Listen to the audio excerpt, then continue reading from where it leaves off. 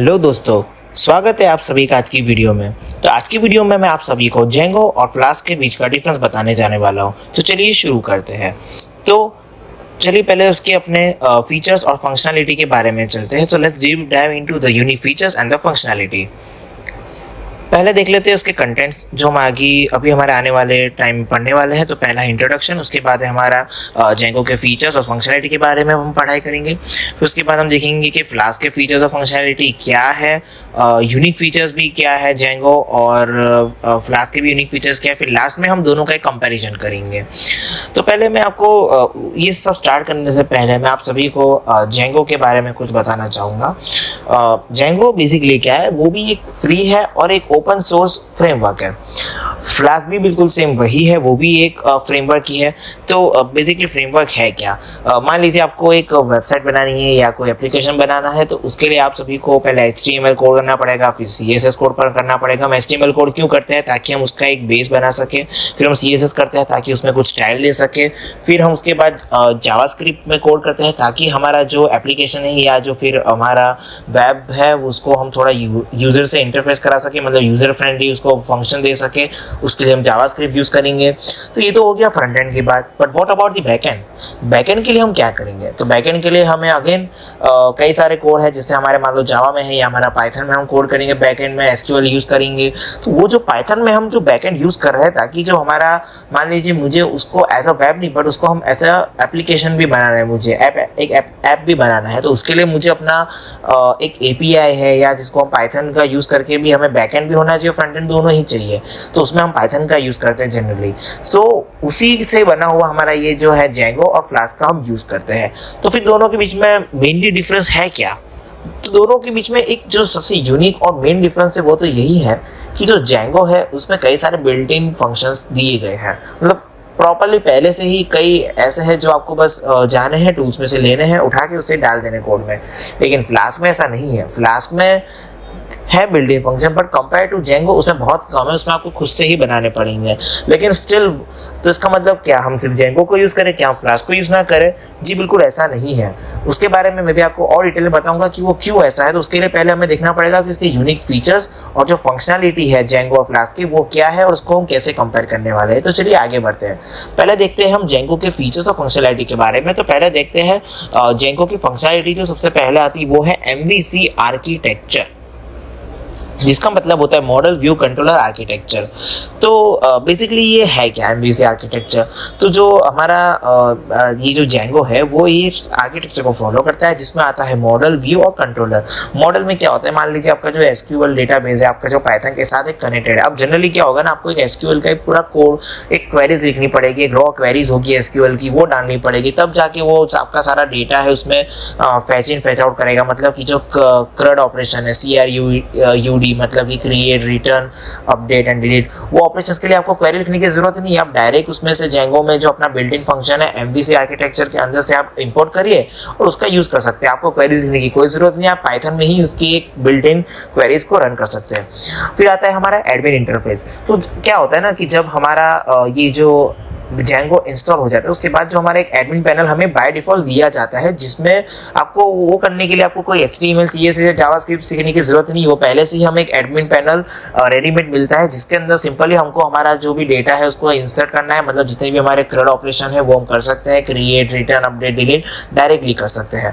फिर आता है हमारा built in ORM। So basically ये जो ORM है वो क्या है, वो ऑब्जेक्ट रिलेशनल मैपिंग है, जिसका यूज होता है कि हमारा जो डेटाबेस है, जो भी हमारा जो डेवलपर है वो इंटरेक्ट कर सकता है डेटाबेस के साथ, ताकि पाइथन में जो भी पाइथन में ताकि जो हमारी रॉ SQL की जो क्वेरीज है उसको एलिमिनेट कर सके। सेम वही जो मैंने MVC में बताया, वैसे ही बिल्ट इन ORM दिए गए होते हैं, जिसमें आपको एलिमिनेट कर देता है सारी रॉ SQL क्वेरीज को।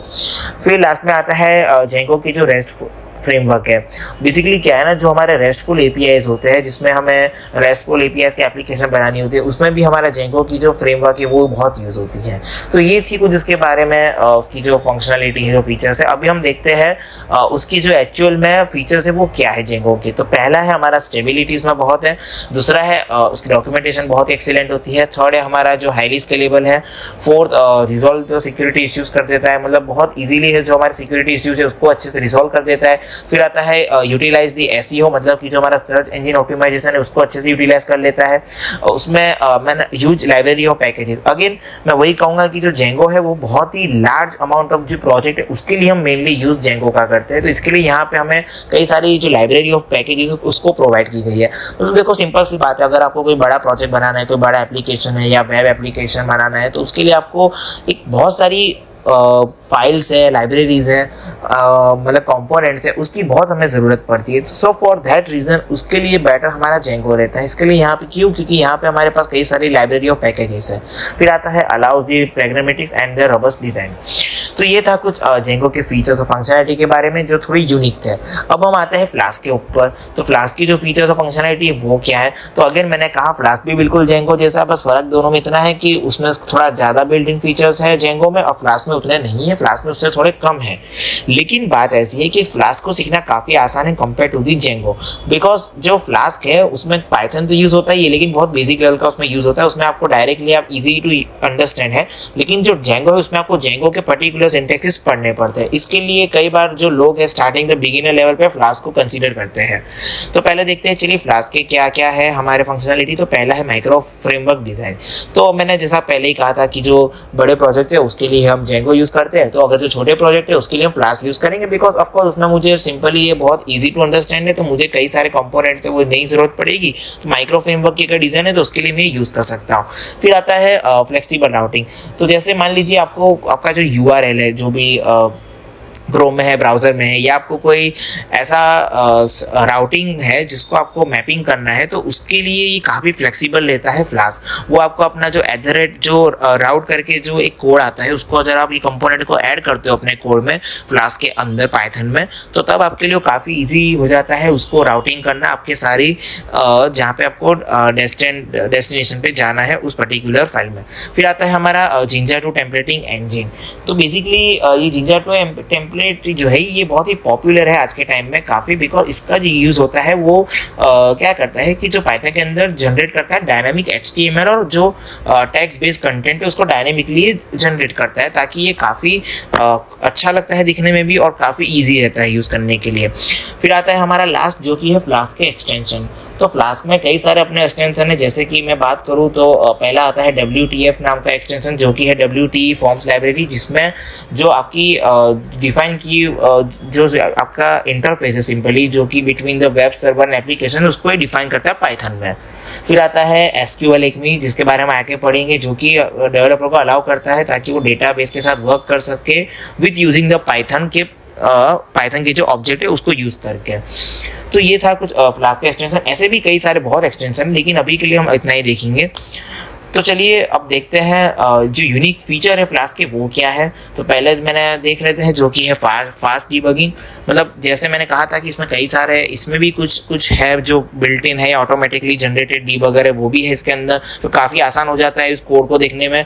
उसके अंदर हमारा एक रीलोडिंग करके भी आता है जो कि हमें पूरा कोड को रीलोड करता है, देन उसको डीबग करके दिखता है कि कहाँ कहाँ पे मिस्टेक्स है, देन उसको हम रिजॉल्व करके आसानी से हमारे कोड को आगे बढ़ सकते हैं। फिर आता है रेस्टफुल रिक्वेस्ट हैंडलिंग जो हमारे HTTPS रिक्वेस्ट उसको हैंडल करता है। फिर आता है एप्लीकेशन प्रोग्रामिंग इंटरफेस जो कि एप्लीकेशन बेस्ड जो प्रोग्रामिंग है उसके इंटरफेस में ये बहुत हेल्पफुल रहता है। फिर आता है फ्लेक्सिबल कॉन्फ़िगरेशन के लिए भी, एंड द लास्ट आता है इंटीग्रेटेड यूनिट टेस्टिंग। तो ये था कुछ यूनिक फीचर फ्लास्क की। इसके पहले हमने कई सारे यूनिक फीचर्स जेंगो के भी देखे। तो चलिए मेन जॉब हमारा है वो दोनों के बीच का डिफरेंस देखते हैं, फ्लास्क वर्सेस डी जेंगो का। तो देख लेते हैं क्या है दोनों के बीच का मेनली डिफरेंस। तो कंपैरिजन अगर हम करते हैं तो पहले हम देखते हैं टाइप ऑफ फ्रेमवर्क में। तो जो जेंगो है वो of course full stack web framework में यूज़ होगा, बिकॉज मैंने जैसे पहले ही कहा था इसमें कई सारी जो लाइब्रेरीज है वो बिल्ट इन है, तो हमारे लिए कई बार आसान हो जाता है उसको क्रिएट करने में, जैसे मुझे कोई वेब एप्लीकेशन यूज़ करनी है तब। और जो फ्लास्क है उसके अंदर है WSGI फ्रेमवर्क। बेसिकली ये WSGI फ्रेमवर्क क्या है, ये एक वेब सर्वर गेटवे इंटरफेस है जो कि वर्क करता है एज अ फ्रेमवर्क, जो कि कॉम्बिनेशन है पैकेजेस और कंपोनेंट्स का। फिर आता है हमारा फ्लेक्सिबिलिटी के बारे में। तो मैंने कहा था जेंगो की जो फ्लेक्सिबिलिटी है वो फीचर पैकेट में, मतलब कि जितने भी फीचर्स उसके अंदर होते हैं वो पैकेजेस होते हैं वो पहले से ही दिए गए होते हैं, और जो कंपेयर टू फ्लास्क है वो काफ़ी ज़्यादा फ्लेक्सिबिलिटी है। देखो सिंपल सी बात है, अगर आपके पास एक कोड है जो किसी और का बनाया हुआ है और उसके अंदर मैं आपको बोलता हूँ कि चेंजेस करके अपना कोड बनाओ, तो वो थोड़ा डिफिकल्ट हो जाता है, बिकॉज वो जो कोड बनाया है वो उसके अपने पर्सपेक्टिव से लॉजिक लगाया, आप अपना जो कोड बनाते हो अपना खुद का पर्सपेक्टिव होता है, तो काफ़ी बार आपको थोड़ा डिफिकल्ट हो जाता है, स्पेशली जब आप बिगिनर भी होते हो। लेकिन यही चीज़ फ्लास्क है, मैंने पहले ही कहा था कि फ्लास्क के अंदर इतने सारे बिल्ट इन फंक्शन नहीं होते कंपेयर टू दी जेंगो। तो क्या होता है ना कि आपको फुल फ्लेक्सिबिलिटी मिलती है उस कोड को, जैसे भी आप फ्लेक्सिबिलिटी के साथ बनाना चाहते हो वैसे आप कर सकते हो, तो वो आपके लिए काफ़ी आसान रहता है फ्लास्क के अंदर। लेकिन जेंगो में क्या है, अगेन जेंगो में कई सारे बिल्ट इन फंक्शंस है, पैकेजेस है, जो कि कंपोनेंट्स है, जो कि वहाँ पे पड़े हुए। तो जब आप अपने अंदर इंस्टॉल करोगे, आप जैसे ही ओपन करोगे वहाँ पे बाय डिफॉल्ट कई सारे ऑलरेडी सेटअप के साथ कोड दिए हुए होंगे जो कि डेटाबेस के साथ कनेक्ट होंगे। तो आपको सिंपल इसमें थोड़ा बहुत चेंजेस करके ही आगे बढ़ना है। इसके लिए ये फ्लेक्सिबिलिटी के मामले में फ्लास्क के वो फुल फ्लेक्सिबिलिटी रखता है। फिर चलिए आगे बढ़ते हैं। आगे है हमारा ORM यूसेज। तो मैंने कहा था जेंगो जो है वो उसके पास ऑलरेडी बिल्ट इन ORM है, मतलब कि ऑब्जेक्ट रिलेशनल मैपिंग है। आपको सबको पता है ऑब्जेक्ट रिलेशनल मैपिंग का यूज़ किसके लिए करते हैं, डेटाबेस को इंटरेक्ट करने के लिए पाइथन के साथ, ताकि जो एलिमिनेट कर सके SQL की क्वेरीज को, ताकि हमारी मेहनत ज़्यादा ना लगे। लेकिन जो फ्लास्क है उसके अंदर SQL एल्केमी का यूज़ होता है। ये बेसिकली क्या है हमने अभी पढ़ा, ये फ्लास्क का ही एक एक्सटेंशन है, उसका ही यूज़ किया गया है ताकि जो क्वेरीज है उसको डायरेक्टली हम रन कर सके without writing the query in our system. फिर आता है डिज़ाइन के बारे में। तो जेंगो में लिखा हुआ है कि बैटरीज इंक्लूडेड है, और जो फ्लास्क है उसमें मिनिमलिस्टिक डिज़ाइन है। बैटरीज इंक्लूडेड इसका मतलब ये नहीं कि रियल लाइफ बैटरीज है, ये उस सिंटेक्स में कहा गया है। इसका कॉन्टेक्स्ट कहने का मतलब यही है कि जैसे बैटरीज होती है उसमें कई सारा फिजिकल वर्क होता है, उसके अंदर कई सारे बैटरीज की अपनी एक छोटे छोटे कंपोनेंट्स होते हैं। वैसे ही जेंगो में ऑफकोर्स वो बहुत बड़े प्रोजेक्ट के लिए यूज़ होता है, तो उसके अंदर कई सारे अपने छोटे छोटे कंपोनेंट्स हैं जिसको हम यूज़ कर सकते हैं अपने बड़े प्रोजेक्ट्स में काम करने के लिए।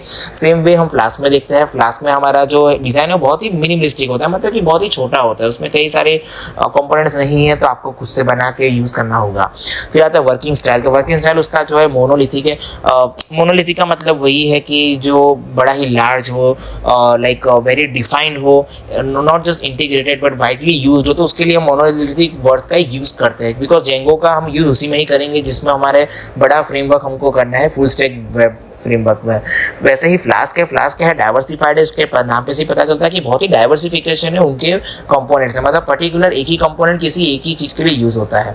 फिर अब देखते हैं इसके रियल लाइफ एग्जांपल जो कि एप्लीकेशंस बनाए गए हैं। तो जेंगो का यूज़ करके स्पॉटिफाई बना हुआ है, आप सब जानते ही है स्पॉटिफाई बेसिकली क्या है, वो एक म्यूजिक ऐप है ऑफकोर्स। फिर इंस्टाग्राम वो भी एक सोशल मीडिया ऐप है। दैन ड्रॉपबॉक्स है जो कि फाइल शेयरिंग के लिए यूज़ होता है। वैसे ही डिस्कस है जिसका बेसिकली काम ही है डिस्कशन, आपको शायद पता ना हो तो बता दो, डिस्कस नाम का ये जो बेसिकली वेब एप्लीकेशन है जो कि ऑनलाइन आप कमेंट कर सकते हो, किसी भी आपको सामने रिव्यू देना हो उस पर, और उसके बेसिस पर वहाँ पे जो है कई सारी फंक्शनलिटी को यूज़ करके वो लोग आगे अपनी प्रोडक्ट को डेवलप करते हैं, तो उसके लिए ये भी होता है।